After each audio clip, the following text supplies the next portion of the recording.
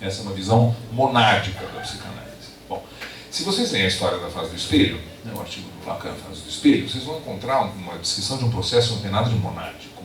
Né? Exatamente o contrário, e não deixa de lembrar, em certos aspectos, né, a versão relações de objeto da escola inglesa, do Winnicott, Valent, etc., né, de um processo muito semelhante, com algumas particularidades. O que acontece? Né? O menino, a criança, se vê no espelho, e ali tem um processo lugar a um processo de introjeção ou de identificação, né, com a imagem no espelho, isso é arquiconhecido. Né? O famoso estádio do espelho, que é outro solecismo que dói no ouvido. Estádio em português é o lugar onde o Palmeiras ganhou ontem do Botafogo por 2-0.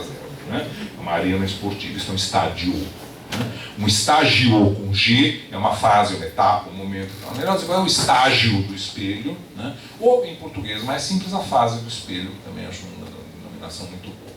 O que acontece? Uma identificação. Até aí morreu Neves. Né? O problema é que, para o Lacan, essa identificação é uma identificação alienante. E aí está a chave do problema. Por que é alienante? Porque é uma identificação com uma imagem completa que não corresponde ainda à realidade vivida proprioceptiva da criança. É como se houver, ele fala, uma antecipação, né, dessa figura completa.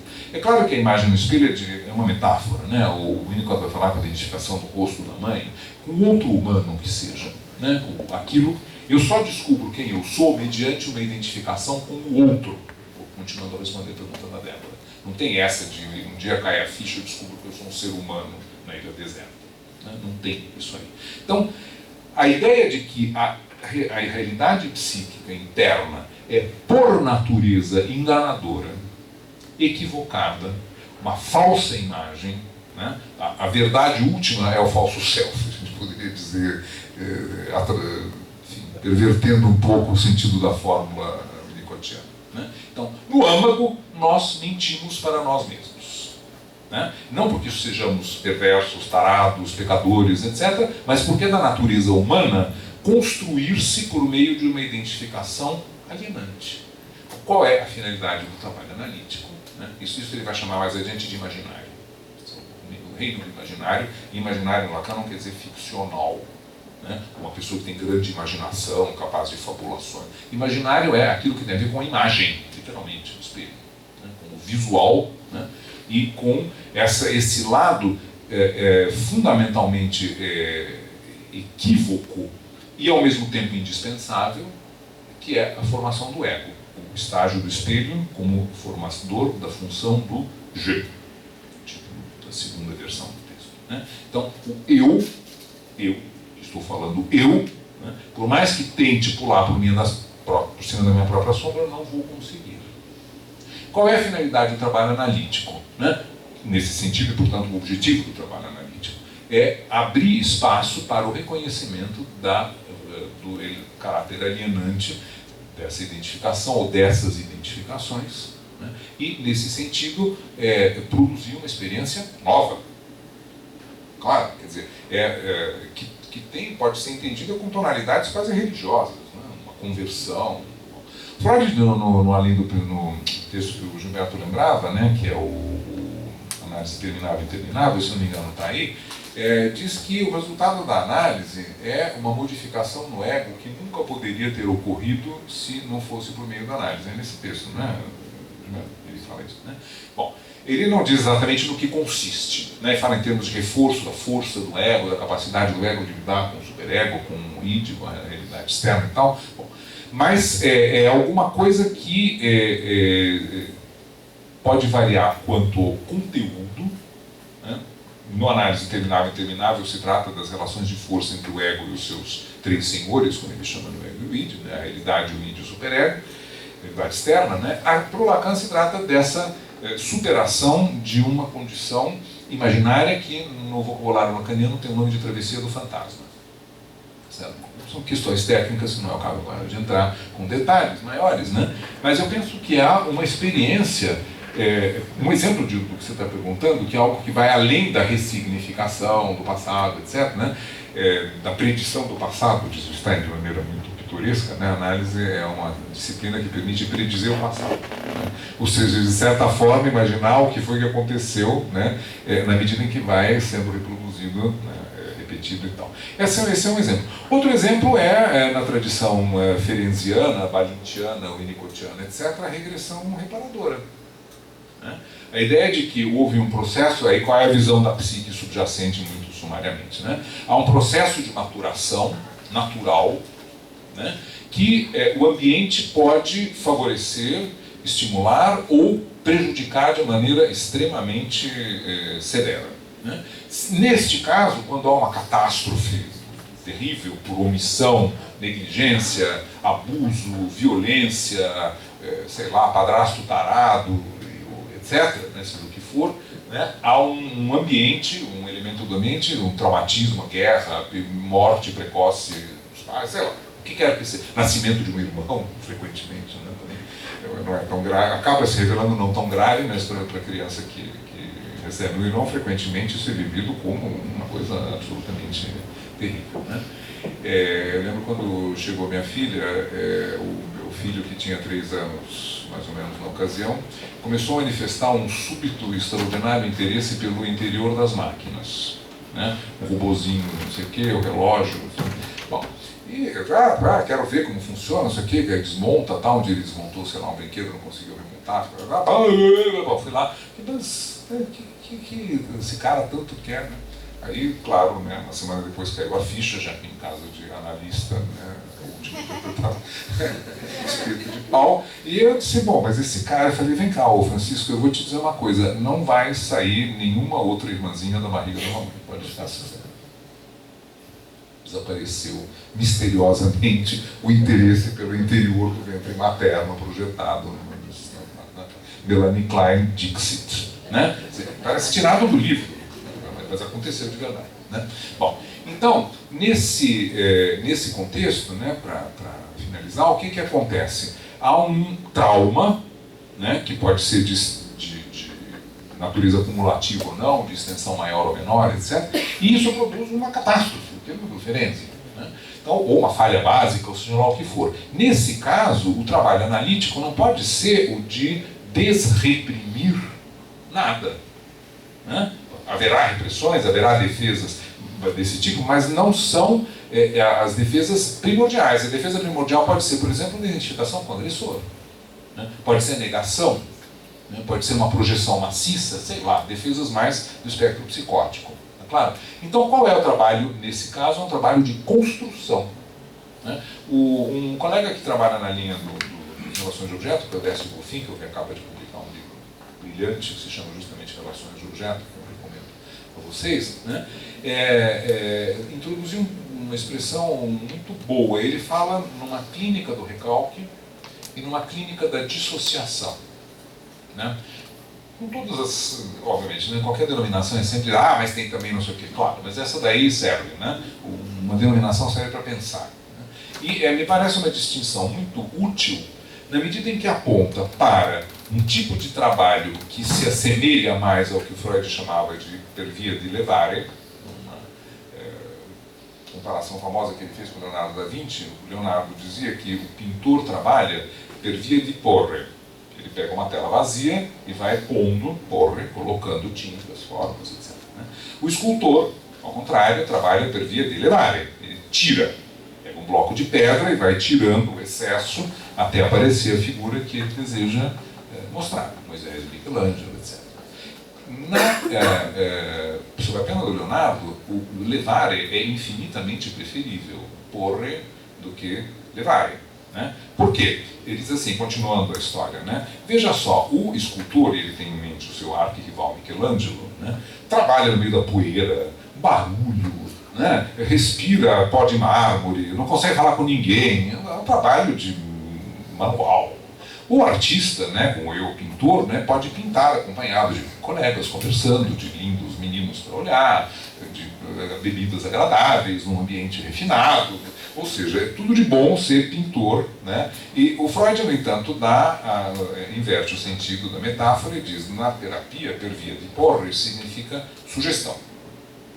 Vou pôr na cabeça do indivíduo coisas que não estavam lá e que supostamente devem torná-lo mais feliz. Por exemplo, a verdade revelada pelo latanismo, né? Entre outras. Né? Aqui, a análise, no entanto, opera por via de levare. Se trata de retirar, justamente, né, como o Gilberto estava falando, camadas de, sei lá, esmalte velho, sei lá o que, de maquiagem esburacada, né, para fazer aparecer justamente esse rosto que poderia estar ali. Agora, talvez se pareça mais como uma operação plástica, né? Porque à medida que você vai tirando, as metáforas têm o seu limite, né? À medida que você vai tirando as camadas sucessivas de maquiagem, não vai aparecendo a pele fresca da juventude, né? Vai aparecendo as rachaduras, as rugas, os bigodes chineses, sei lá o que mais, enfim, as verrugas, etc., que compõem a sua cara, né? Tá certo? Então, também, né? E que eventualmente precisam de alguma reformulação. Então, junto com a remoção, né, do entulho dos anos, né, vem provavelmente o desejo do botox, ou sei lá o que, quais são as técnicas atuais, né, do pitangui, do bisturi, né, para ficar com uma aparência mais de acordo com os meus ideais, com as minhas necessidades e desejos. Então, nesse ponto, a clínica do recalque é uma clínica do levare, né? Levantar, né, mobilizar aquilo que está congelado, coagulado e por aí vai, né? Remover, e palavras semelhantes.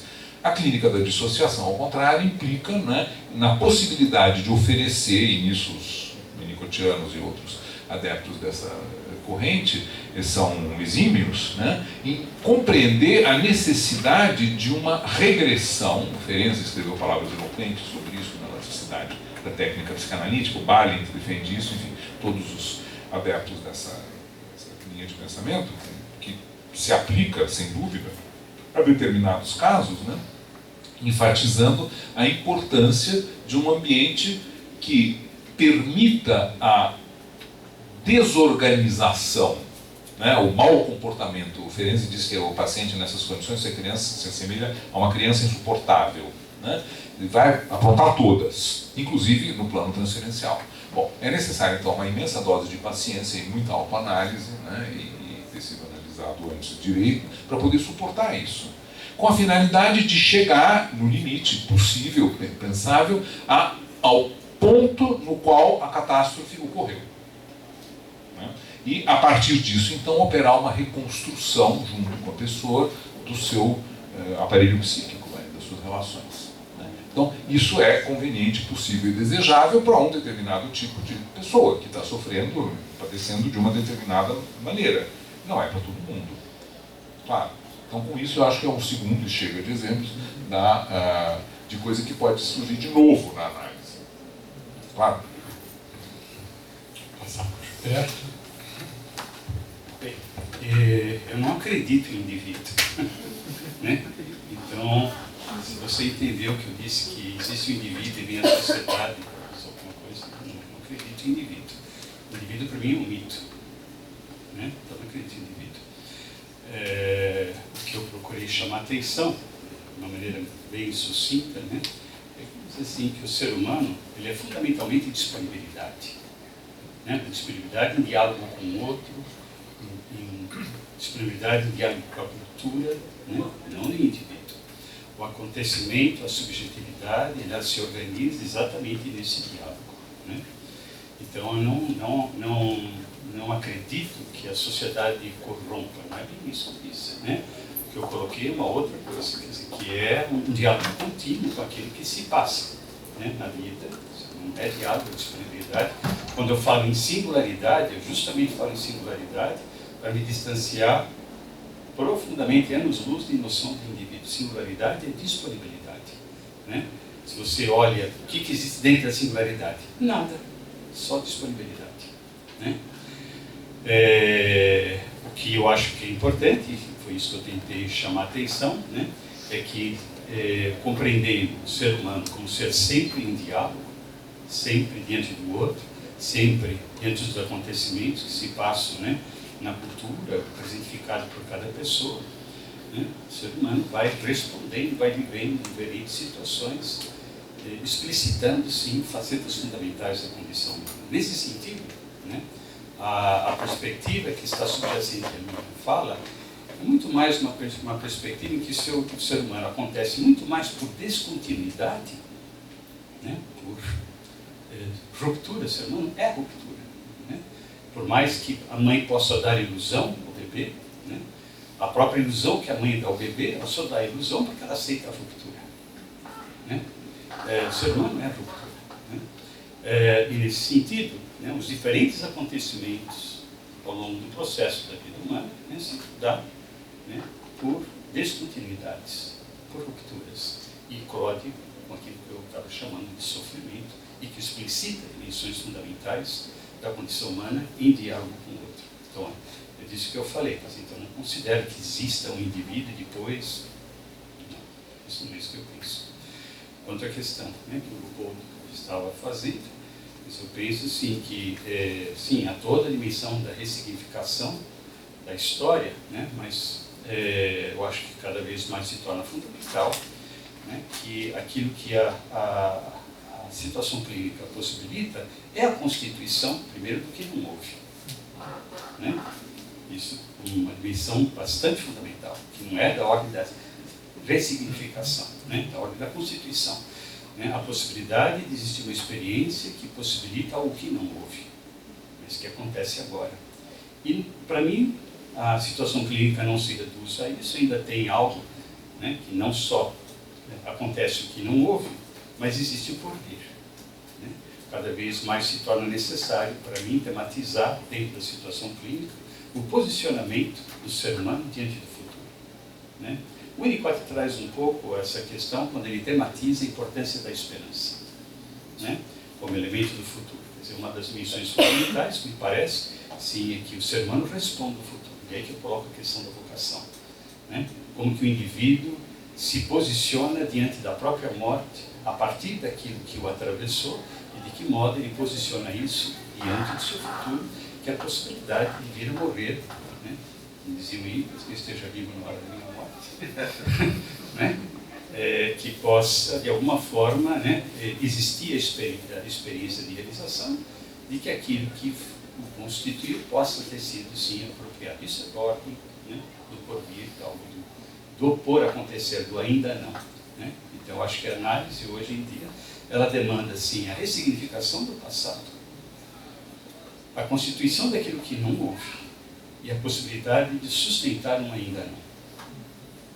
Mas longe de noção de indivíduo. Tá?